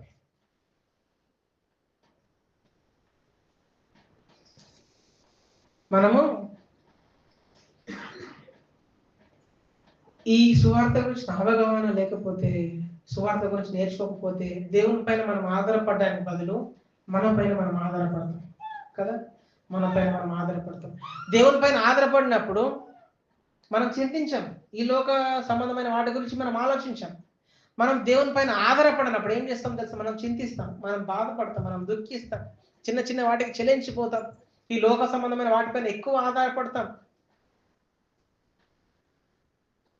నేను మిమ్మల్ని ఇట్లా ప్రోత్సహించాలనుకుంటాను. ఒక వ్యక్తి సువార్తలో బ్రతుకుతూ ఉంటే ఆ సువార్త ద్వారా బలపరచబడగలుగుతాడు. ఆయన సువార్త ద్వారా బలపరచబడ్డ మాత్రమేగా దాన్ని బట్టి ఎక్కువ సంతోషించగలుగుతాడు ఆ వ్యక్తి. అందుకే పౌలు గారు ఏమంటాడు తెలుసు, ఇక్కడ ఆ సువార్తను బట్టి నేను సంతోషిస్తున్నాను అంటాడు. ఎందుకంటే ఆ సువార్త ప్రజలను బలపరుస్తుంది. ఐ రిజాయిస్ అంటాడు. నేను సంతోషిస్తున్నాను, నా సంతోషానికి కారణం సువార్త ప్రజలను బలపరుస్తుంది. ఇక ముందు కూడా నేను సంతోషిస్తాను, ఎందుకంటే ఇక ముందు కూడా ఆ సువార్త ప్రజల్ని బలపరుస్తూనే ఉంటుంది. మన కొరకు ప్రాయశ్చిత్త బలిగా అర్పించబడిన ప్రభు యేసుక్రీస్తు వారు, ఆయన నీ కొరకు నా కొరకు కలవరి శిలువలో అత్యంత హీనమైన ఆయన మరణాన్ని చవి చూసి, మన కోసం రుచి చూసి, ఆయన మరణించి 3వ రోజున తిరిగి లేచి ఆయన యందు విశ్వాసం ఉంచే వారందరినీ సంఘంలోకి చేర్చాడు కదా. సంఘంలోకి చేర్చాడు. ఆ సంఘానికి ఆయన శిరస్సు అయి ఉన్నాడు. ఆయన తన సంఘాన్ని ఆయన సువార్త సందేశం ద్వారా ప్రతిరోజు ప్రతి క్షణం బలపరుస్తూనే ఉన్నాడు. ఇంకో మాట చెప్తాను, ఆయన సంఘాన్ని తన సువార్త సందేశంతో, తన సువార్తతో బలపరచబడటంలో యేసయ్య నమ్మకంగా ఉన్నాడు. మనమైనా సువార్తను మోసుకొని పోయే విషయంలో నమ్మకంగా ఉంటున్నామో లేదో తెలియదు, కానీ మనల్ని బలపరిచే విషయంలో మాత్రం యేసయ్య దేవుడు మన పట్ల నమ్మకంగా ఉంటున్నాడు. సువార్త ద్వారానే ప్రజలు నిత్యం బలపడతారనే సంగతితో మరి మనం ఎంతగా సంతోషించాలి. ఒక చోట ఒకరు ఇలా అన్నారు, ఏమన్నాడంటే, సువార్త ద్వారా తన ప్రజలను బలపరచడంలో క్రీస్తు ఎన్నడూ తప్పిపోడు. తన ప్రజలను సువార్త ద్వారా, తను చేసిన శిల్వ కార్యం ద్వారా బలపరిచే విషయంలో ఎప్పుడు యేసయ్య మర్చిపోడు, ఆ విషయంలో తప్పిపోడు. సంఘం బలపడ్డ మనుషుల మీద ఆధారపడలేదు, కానీ క్రీస్తు మీద ఆధారపడి ఉంటుంది. ఆయన ఎన్నడూ విఫలం కాడు. మిమ్మల్ని ప్రోత్సహించనివ్వండి. మీ విశ్వాసం పరీక్షించబడుతున్నప్పుడు యేసుక్రీస్తు వారి సువార్తను బట్టి సంతోషించండి. మీరు నిన్ను బలపరచడానికి దేవుడు ఉపయోగించుకున్న సాధనం ఏంటో తెలుసా? సువార్త. ఈ విషయం మర్చిపోకండి.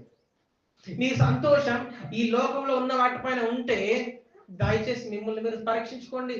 మీరు కేవలం సంతోషించాల్సింది ప్రభు అయిన యేసుక్రీస్తు సువార్త ప్రజలను బలపరుస్తుంది, నిన్ను బలపరుస్తుందని, నీ తోటి వాటిని బలపరుస్తుందని, లోకంలో నశించిపోతున్న వాటిని పిలుస్తుందని, వాళ్ళని మారుస్తుందని మనం సంతోషించాలి. మీరు జ్ఞాపకం ఉంచుకోండి, నువ్వైనా సరే నేనైనా సరే మనం అందరం బలపడడానికి సువార్త వాక్యమే ఆధారం అని గుర్తించండి.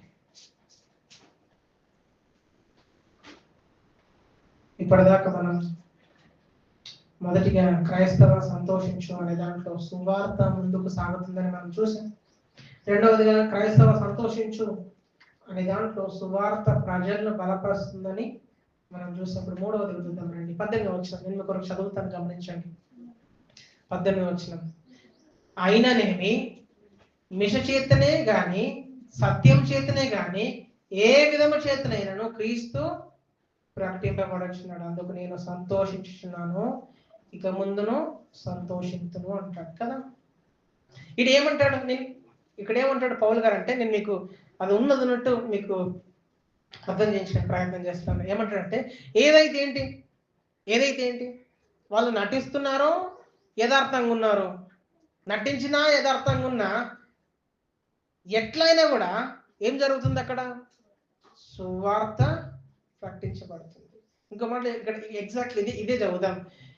నటించినా యథార్థంగా ఉన్నా ఎట్లయినా సరే క్రీస్తు మాత్రం ప్రకటింపబడుతూనే ఉన్నాడు. అక్కడ ఉన్నటువంటి కొంతమంది ఏం చేస్తున్నారు? పైన మన 15 నుంచి 17 వచనంలో మనం ఏం చూసాం? ఒక రకం మనుషులు ఏం చేస్తున్నారు? అసూయ చేత, కలహ బుద్ధి చేత, కక్ష చేత సువార్తను ప్రకటించడం మనం చూసాం కదా. వాళ్ళు ఆ పని చేసినా ఏం జరుగుతుంది అక్కడ? అల్టిమేట్ గా యేసుక్రీస్తు ప్రకటించబడుతున్నాడు. రెండవదిగా ఇంకొంతమంది ఏం చేస్తున్నారు?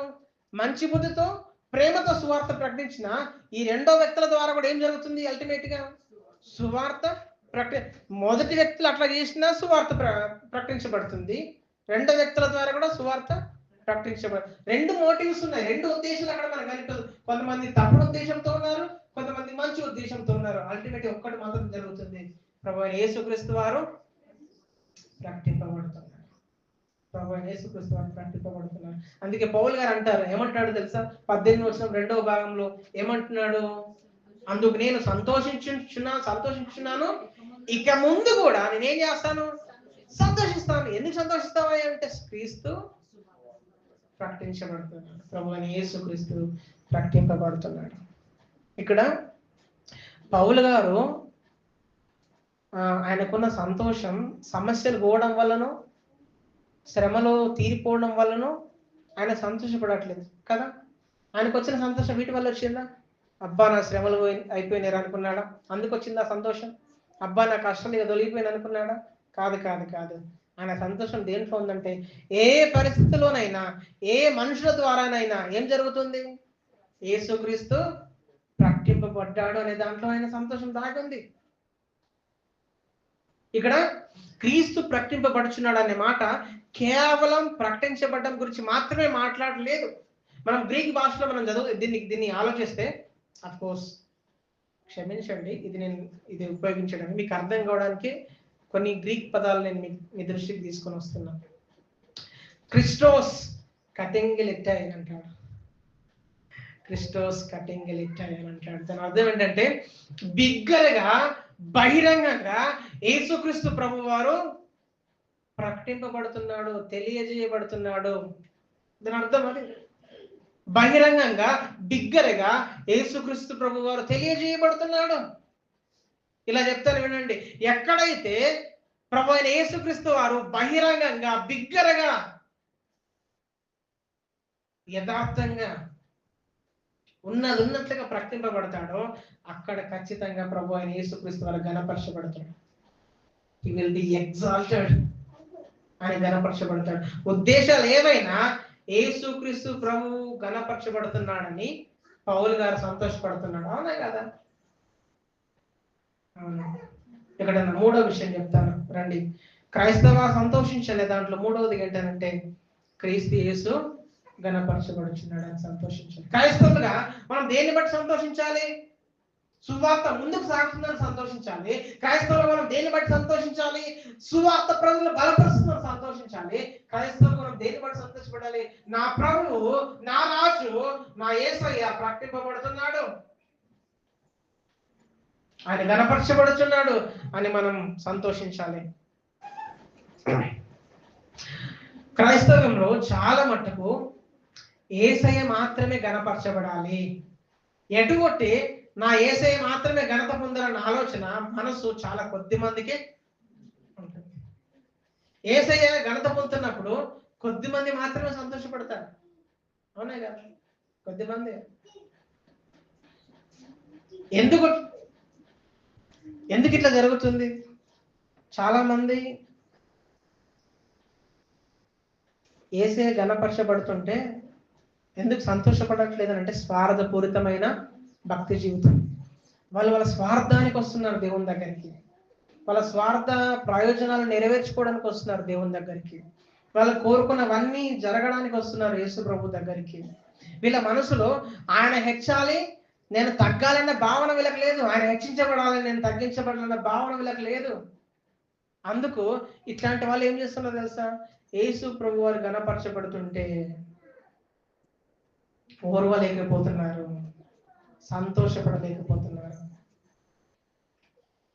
అసలు ఏసే గణపరచబడడం ఎలా జరుగుతుంది? నువ్వు గట్టిగా చప్పట్లు కొడుతూ, గట్టిగా పాటలు పాడుతూ, గట్టిగా అరుస్తూ, నువ్వు గట్టిగా స్తోత్రం స్తోత్రం హల్లెలూయా హల్లెలూయా హల్లెలూయా, ఇది కాదు. నువ్వు గట్టిగా టచ్ అయ్యో అని ఇట్లా ఏదో సపోర్ట్లు చేయడం వల్ల కాదు ఆయన కనపరచబడేది. యేసు ప్రభువు ఎప్పుడు గనపరచబడతాడో తెలుసా? ఆయన సువార్త ఉన్నదన్నట్లుగా ప్రకటింపబడుతున్నప్పుడు, ఆయన సువార్తను మీలో మీరు నేను ఉన్నదన్నట్లుగా నేర్చుకుంటున్నప్పుడు, ఆయన సువార్త గురించి మనం ఉన్నదన్నట్లు అవగాహన జ్ఞానాన్ని సంపాదించుకుంటున్నప్పుడు, ఆయన సువార్తను మనం ఇతరులకు అందించడానికి కష్టపడుతున్నప్పుడు ఆయన గణపరచబడుతున్నాడని అర్థం. అప్పుడు మనం సంతోషపడగలుగుతాం. మనల్ని చూస్తున్న నిజమైన క్రైస్తవులు కూడా సంతోషపడతారు. ఇది ఆ బిడ్డలో మీరు కార్యం చేస్తున్నారు ప్రభు అంటూ. నిజమైన సువార్త ద్వారా ఎక్కడైనా సువార్త వాక్యానుసారమైన సంఘం, సువార్త సంబంధమైన సంఘం స్థాపించబడుతూ ఉంటే నా యేసయ్య ఘనత పొందుతున్నాడని మనం గుర్తించలేకపోతున్నాం కదా? గుర్తించలేకపోతున్నాం. మనం ఏమంటాం తెలుసా? నా సంఘం వాక్యానుసారంగా కట్టబడుతుంది, ఇది కేవలం సువార్త ద్వారా జరుగుతుంది, ఇక్కడ నా యేసయ్య ఘనత పొందుతున్నాడు, ఘనపరచబడుతున్నాడు అనే విషయాన్ని మనం మర్చిపోయి ఆలోచించకుండా కొత్త బోధ తీసుకొచ్చింది ఏంది, కొత్త విషయాలు చెప్తుండేంది, మేము ఉన్న సంఘంలో ఇట్లా లేకుండే కదా, వేరే సంఘాల్లో ఇట్లా జరగట్లేదు కదా, టీవీలో ఇట్లా జరగట్లేదు కదా, వాళ్ళకంటే పెద్దోడు అయినా, వాళ్ళకంటే ఎక్కువ కలిసి ఈయనకి అంత అవగాహన అంతా, ఇన్ని రకాలైన ఆలోచనలు వస్తున్నాయి. ఇవన్నీ రావడానికి కారణం ఏంటో తెలుసా? నా యేసయ్య ఘనపరచబడుతున్నాడని అనేది మనం ఆలోచించకపోవడం వల్ల. ఎక్కడైతే సువార్త కేంద్రంగా పరిచయం జరుగుతూ ఉంటే నా యేసయ్య మహిమపరచబడుతున్నాడని చాలా మంది ఆలోచించలేకపోతున్నారు. అందులో మనం కూడా భాగమై ఉన్నాం. ఎక్కడైనా సువార్త వాక్యం ఉన్నట్లుగా నేర్పించబడుతుంటే నా యేసయ్య కోరుకున్నట్లుగా ఆ సువార్త ప్రకటించబడుతుందని చాలా మంది నమ్మలేకపోతున్నారు, జీర్ణించుకోలేకపోతున్నారు. అందుకే ఆయన ఘనపరచబడుతున్నాడని మనం గుర్తించలేకపోతున్నాం. ఇలాంటి వ్యక్తులు ఏం చేస్తారో తెలుసా? ఈ లోక సంబంధమైన వాటి గురించి సంతోషపడతారు. ఈ లోకంలో ఏవేవైతే ఉంటాయో వాటన్నిటిని పొందుకోవడంలో, వాటిని కలిగి ఉండడంలో, వాటిలో బ్రతకడంలో చాలా మంది సంతోషపడతారు. నిజమైన క్రైస్తవులు ఎప్పుడు ఎలా ఆలోచిస్తారు తెలుసా? ఏదేమైనా సరే, పరిస్థితులు ఎట్లున్నా సరే, అవి గడ్డు పరిస్థితులైనా, మంచివైనా, ప్రతికూలమైన, అనుకూలమైనవైనా, ఎట్లయినవైనా సరే, వీటన్నిటిలో నా ప్రభు ప్రకటించబడుతున్నాడు, నా ప్రభు ఘనపరచబడుతున్నాడు. My Lord is exalting. నా ప్రభు ఘనపరచబడుతున్నాడని సంతోషిస్తాడు నిజమైన క్రైస్తవులు. ఇప్పుడు నిజమైన క్రైస్తవులకు ఇంతకు మించిన సంతోషం ఎక్కడ ఉండదండి. అవును, ఇంతకు మించిన సంతోషం ఎక్కడ ఉండదు. మీకు విషయం చెప్పనా? క్రైస్తవులుగా మన జీవిత లక్ష్యం ఏంటో తెలుసా? మనం ఎందుకోసం రక్షించబడ్డామో తెలుసా? ఎందుకోసం తెలుసా? మన లక్ష్యం యేసు క్రీస్తు ప్రభు వారు గణపరచబడ్డాం. మనం రక్షించబడింది కూడా యేసుక్రీస్తు ప్రభు వారు యేసుక్రీస్తు ప్రభు వారు గణపరచబడటానికే మనం రక్షించబడింది కూడా. మనం ఆయన గణపరచబడుతుంటే సంతోషపడలేకపోతున్నామంటే మనము కొంచెం సేపు ఆగి దాని వెనకాల ఉన్నటువంటి ఉద్దేశాన్ని మనం గుర్తించలేకపోతున్నాం. పౌలు గారు అట్లా కాదండి. పౌలు గారు సువార్త పని జరిగిస్తుండగా ఆయన జైల్లో వేయబడ్డాడు. ఆయన కొంతమంది అసూయతో ఆయనకి ఇంకా కష్టాలు శ్రమలు రావాలని కక్షతో సువార్త ప్రకటిస్తున్నారు.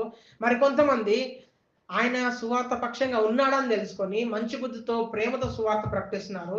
ఈ రెండు రకాలైన ఉద్దేశాలు వాళ్ళకు ఉన్నప్పటికీ కూడా ఆయన ఒక విషయాన్ని బట్టి సంతోషపడుతున్నాడు. ఏంటంట? యేసుక్రీస్తు ప్రభు వారు గణపరచబడుతున్నాడు. నా ప్రభు గణపరచబడుతున్నాడు, నా ప్రభు గణపరచబడుతున్నాడు. రెండు రకాలైన మనుషులు ఉన్నారు, రెండు రకాలైన ఉద్దేశాలు ఉన్నాయి. ఏదైతే ఏంటో కానీ ఏం జరుగుతుంది? నా ప్రభు ప్రకటింపబడుతున్నాడు. ఆయన సంతోషము పరిస్థితులకు తగ్గట్టు మారలా, ఒకే దానిపైన ఆధారపడింది. నా యేసుక్రీస్తు ప్రభు వారు ప్రకటించబడుతున్నాడు, ఆయన గణపరచబడుతున్నాడు. నేను చాలా మంది క్రైస్తవులను పిలువబడే వాళ్ళు మనలాంటి వాళ్ళు కోరుకున్నవన్నీ దక్కినప్పుడు, అనుకున్నవన్నీ జరిగినప్పుడు అటువంటి పరిస్థితులకు తగ్గట్టుగా సంతోషపడతారు కదా. మనం కోరుకున్నవన్నీ దొరికినాయి అనుకోండి, సంతోషపడతాం కదా, అవునా కదా? మనకు కోరుకున్నవన్నీ దక్కినాయి అనుకోండి, సంతోషపడతాం. అనుకున్నవన్నీ జరిగినాయి అనుకోండి, సంతోషపడతాం. అప్పుడు ఏమంటావు తెలుసా? దేవానికి మహిమ, దేవానికి స్తోత్రం, దేవానికి ఘనత అంటారే కానీ మనం అనుకున్న దానికి వ్యతిరేకంగా, మనం కోరుకున్న దానికి వ్యతిరేకంగా ఏదైనా జరిగాయి అనుకోండి, మనం ఈ మాట్లాంటామా? ప్రభువా నీకు ఘనత, నీకు మహిమ, నీకు స్తోత్రం, హల్లెలూయా అని అంటాం. మనం ఏమంటాం తెలుసా? అప్పుడు ఏం తక్కువ చేసిన ప్రభువా నీకు? నేను ఏడు తప్పైనా గిత్త మంచిగా ఉంటే, గట్లుంటే గిట్లుంటే, నాకెందుకు ఇవన్నీ చేసినావు, నేనెందుకు ఈ కష్టాలు కూడా వెళ్తున్నాను అని చాలా ఆలోచిస్తాం మనం కదా, చాలా ఆలోచిస్తాం. కానీ ఒక నిజమైన క్రైస్తవుడు, క్రైస్తవురాలు ఎప్పుడు కూడా చాలా జాగ్రత్తగా నడుస్తున్నా, చాలా జాగ్రత్తగా. నా ప్రభు ప్రకటింపబడ్డంలోనే నా సంతోషం దాగుందని వాళ్ళు ఎప్పుడు భావిస్తూ ఉంటారు. క్రైస్తవురాలుగా నేను సంతోషపడేది కేవలం యేసయ్య ఘనపరచబడ్డంలోనే ఉందని వాళ్ళు ఎప్పుడు కొనసాగుతూ ఉంటారు, ఆలోచిస్తూ ఉంటారండి. మనం అట్లా చేయగలుగుతామా? మనం అట్లా చేయలేకపోతున్నాం.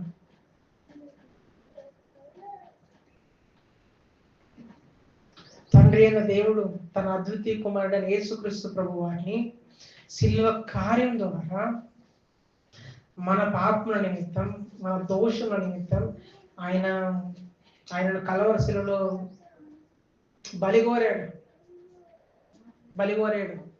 ఆ యేసయ్య మన కోసం మరణించి తిరిగి లేచి ఆయన యుద్ధకి ఎవరెవరైతే వస్తున్నారో, ఎవరెవరైతే ఆయన యందు విశ్వాసం ఉంచుతున్నారో వాళ్ళందరినీ తన ప్రజలుగా చేసుకున్నాడు కదా. వాళ్ళందరినీ తన ప్రజలుగా చేసుకున్నాడు. ప్రజలుగా చేసుకోవడం మాత్రమే కాదు, తన పిల్లలుగా మార్చుకున్నాడు.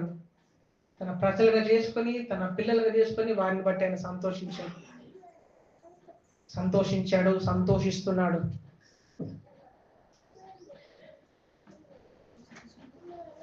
వినండి, సాక్షాత్తు ప్రభు అయిన దేవుడే నశించిపోతున్న ఆత్మ తన యొద్దకు చేర్చబడిందని, తన బిడ్డగా మార్చబడిందని, తన ప్రజలలో ఒకటయ్యాడని ఆయన పరలోకమందు సంతోషిస్తూ ఉంటే నువ్వు నేను మనం ఎంతగా నా యేసయ్య ఘనపరచబడుతున్నాడని సంతోషించాలి. మనం ఆయనని ఎట్లా గణపరచాలి మరి? సరే, ఆయన గణపరచబడుతుంటే మనం సంతోషపడాలి కదా. మరి మనం ఎట్లా ఆయన గణపరచాలి? ఆయన ఎట్లా గణపరిచి సంతోషించాలి? ఎట్లా అంటే ఆయన వాక్యాన్ని ధ్యానిస్తూ, దాన్ని నేర్చుకుంటూ దాని ప్రకారంగా ప్రవర్తిస్తున్నప్పుడు మనం ఆయనను గణపరచగలుగుతాం, గణపరుస్తూ సంతోషించగలుగుతాం. ఆయనతో వ్యక్తిగత సమయాన్ని గడిపినప్పుడు, అంటే ప్రార్థనలో గడిపినప్పుడు ఆయన గణపరచగలుగుతాం, ఆయన గణపరుస్తూ సంతోషించగలుగుతాం. మనం ఆయన సంఘంతో కలిసి నడుస్తున్నప్పుడు, ఎదుగుతున్నప్పుడు ఆయన గణపరచగలుగుతాం, ఆయన గణపరుస్తూ సంతోషించగలుగుతాం. సువార్త పనిలో సంఘంతో కలిసి మనం ఒకటైనప్పుడు, పాలివారమైనప్పుడు, భాగమైనప్పుడు మనం ఆయనను గణపరచగలుగుతాం, ఆయన గణపరుస్తూ సంతోషించగలుగుతాం. సంఘంలో ఒకరికొకరిని పట్టించుకోవడం ద్వారా, ఒకరి పట్ల ఒకరం శ్రద్ధ చూపడం వల్ల, ఒకరినొకరం ఘనంగా ఎంచుకోవడం వల్ల మనము యేసయ్యను గణపరుస్తాం, మనము యేసయ్యను గణపరుస్తూ సంతోషించగలుగుతాం. యేసయ్య గురించి మరి ఎక్కువగా ఆయన గురించి తెలుసుకుంటూ ఆయన చూస్తూ, ఆయన గొప్పతనంలో మనల్ని మనం చూసుకుంటూ, ఆయన చిత్తానికి లోబడుతూ బ్రతికినప్పుడు ఆయన గణపరచగలుగుతాం, మనం ఆయన గణపరుస్తూ సంతోషించగలుగుతాం. ఆయన గణపరచగలడం, ఆయన గణపరుస్తూ సంతోషించగలడం, ఇది మనం చేస్తున్నప్పుడు ఈ సంతోషాన్ని మన దగ్గర నుంచి ఎవ్వరూ దొంగలించలేరు. నువ్వు బాగా డబ్బు సంపాదించు, అది పోయినప్పుడు ఏడుస్తావు. నీ పిల్లలు బాగా ప్రయోజకులు అయితే, నీ పిల్లలు నీకు దూరం అయినప్పుడు నువ్వు ఏడుస్తావు. నీకు బయట మంచి పేరు ప్రఖ్యాతలు ఉన్నప్పుడు, ఆ పేరు ప్రఖ్యాతలు ఒక రోజు చెడిపోతే నువ్వు దుఃఖపడతావు కదా. నువ్వు సంపాదించినవన్నీ కోల్పోతే నువ్వు ఏడుస్తావు. ఈ లోక సంబంధమైనవి ఏది నీ చేతి నుంచి జారిపోయినా నువ్వు ఏడుస్తావు. కానీ ఎప్పుడైతే యేసు ప్రభు వారిని గణపరుస్తూ, ఆయన్ని గణపరుస్తూ నువ్వు సంతోషిస్తావో, ఆ సంతోషాన్ని ఎవడు దొంగలించలేడు, అది నీ నుంచి ఎన్నడూ కోల్పోలేదు. ఈ లోకంలో యేసు ప్రభు వారు గణపరచబడని రోజు ఒక్కటైనా లేదు. అది పరలోకంలోనే కానీ, భూమి మీద కానీ ఆయన గణపరచబడని ఒక్క క్షణమైన ఉండదు. క్రైస్తవులుగా మనం సంతోషించవలసింది ఇదిగో దీని విషయంలో ఇది శాశ్వతంగా ఉండేదండి, శాశ్వతంగా ఉండేది. మనం యేసయ్య గురించి నేర్పించబడుతున్నప్పుడు, ప్రకటించబడుతున్నప్పుడు వినండి, మనం సంతోషించాలి. బుక్ రీడింగ్స్ జరుగుతాయి కొన్ని చోట్ల, తెలుసా? Book readings. నేను యేసుక్రీస్తుని చూసి ఆస్వాదించిన పుస్తకాన్ని చదువుతున్నప్పుడు, నా యేసయ్య ఎంతో గొప్ప దేవుడో నాకు అర్థమవుతూ వచ్చినప్పుడు నిజంగా నాకు చాలా సంతోషం కలిగింది. అటువంటి గొప్ప దేవుడు నేను సేవించేది, అటువంటి గొప్ప దేవుడా నాకు దొరికింది అని నేను అర్థం చేసుకోగలిగిన. యేసుక్రీస్తు సువార్త పాల్ వాషర్ గారు రాశారు ఆ పుస్తకాన్ని. ఆ పుస్తకం గుండా నేను వెళ్తున్నప్పుడు నిజంగా ఆ సువార్త యొక్క గొప్పతనాన్ని నేను తెలుసుకుంటున్నాను. నా ప్రభువు ఇంత గొప్ప కార్యమా నా కోసం జరిగించింది అని నాకు అర్థమైంది. నేను నా ప్రభువుని మనస్ఫూర్తిగా ఆరాధించగలిగాను. సువార్త సందేశం, సువార్త హెచ్చరికలు పాల్ వాషర్ గారు రాశారు. అద్భుతంగా ఉంటది. ద గ్లోరియస్ గాస్పెల్, మహిమోన్నతమైన సువార్త. అది ఇంకా తెలుగులోకి రాలేదు, ఇంగ్లీష్ లో ఉంది. ఆ వర్క్ బుక్ గుండా నేను వెళ్తూ ఉంటే, ప్రభువా నాకు జీర్ణించుకోవడం కష్టం అవుతుందయ్యా, నువ్వు అసలు ఎంత గొప్ప దేవుడు అయ్యండి, ఇంతగా మా కోసం నువ్వు తగ్గించుకొని ఇంత గొప్ప కార్యం మా కొరకు జరిగించావా అన్న విషయం నాకు అర్థమైనప్పుడు నేను ఆయన పాదాల దగ్గర పడకుండా ఉండలేకపోయాను. బుక్ రీడింగ్స్ వల్ల చాలా చోట్ల ప్రభు ప్రకటించబడుతున్నాడు. సెమినార్స్ కండక్ట్ చేస్తున్నారు కొన్ని చోట్లలో పెద్ద పెద్ద మీటింగ్లు పెడుతున్నారు. సండే స్కూల్ పరిచర్యల ద్వారా, యవ్వనస్తుల పరిచర్యల ద్వారా, స్త్రీల పరిచర్యల ద్వారా, పుస్తకాల పరిచర్యల ద్వారా, చాలా రకాలైన పరీక్షల ద్వారా యేసుక్రీస్తు ప్రకటించబడుతున్నాడు. టీవీ పరిచర్యల ద్వారా ప్రకటించబడుతున్నాడు యేసయ్య. ఇవన్నీ చూస్తున్నప్పుడు ఎంత బాగా అనిపించాలి మనకి. అవన్నీ గమనిస్తున్నప్పుడు కేవలం బాగా అనిపించడం మాత్రమే కాదు, వాటన్నిటిని బట్టి మనం సంతోషపడిన ప్రభువు గణపరచబడుతున్నాడు. మనం మిమ్మల్ని ప్రోత్సహించనివ్వండి. యేసయ్య గురించి నేర్పించబడుతున్నప్పుడు మనకి యేసే గురించి మనకు ప్రకటింపబడుతున్నప్పుడు, లేకపోతే ప్రకటింపబడుతున్నప్పుడు దానికి సంబంధించినవి ఒకరి ద్వారా ఏవైనా పరిచర్యలు జరుగుతున్నప్పుడు, ఎవరి జీవితంలోనైనా వాక్య ధ్యానం ద్వారా కానీ, ప్రార్థన ద్వారా కానీ, సంఘంలో ఎదగడం ద్వారా కానీ, సంఘం యొక్క పనిలో భాగమవడం ద్వారా కానీ, ఒక క్రైస్తవుడిగా క్రైస్తవురాలిగా మనం సంతోషించాలి. We should rejoice. మనం సంతోషించాలి వీటి వల్ల. మనం ఇప్పటిదాకా క్రైస్తవ సంతోషించు, మొదటి మనం ఏం చూసామంటే సువార్త ముందుకు సాగుతుందని చూస్తాం. క్రైస్తవులు మనం దేంట్లో సంతోషించాలి? రెండవది అంటే సువార్త ప్రజల్ని బలపరుస్తుందని సంతోషించాలి. క్రైస్తవులుగా దేంట్లో సంతోషించాలి? క్రీస్తు యేసు ఘనపరచబడుచున్నాడని మనం సంతోషించాలి. మిమ్మల్ని ఇట్లా ప్రోత్సహించనివ్వండి. క్రైస్తవులుగా సువార్త ముందుకు సాగుతుందని మనం సంతోషించాలండి. క్రైస్తవులుగా సువార్త ప్రజలను బలపరుస్తుందని మనం సంతోషించాలండి. క్రైస్తవులుగా క్రీస్తు యేసు ఘనపరచబడుచున్నాడని మనం సంతోషించాలి. వీటిలో మనం సంతోషపడకుండా లోక సంబంధమైన వాటి వెంట మనం పరిగెత్తుతూ వాటిలో మనం సంతోషపడడానికి మనం ప్రాకులాడుతున్నామనంటే బహుశా యేసయ్యను ఇంకా తెలుసుకోలేదేమో మీరు. ఒకవేళ మీరు రక్షించబడలేదేమో, రక్షించబడ్డామన్న భ్రమలో ఉన్నారేమో, మాయలో ఉన్నారేమో. ఒకసారి పరీక్షించుకోండి.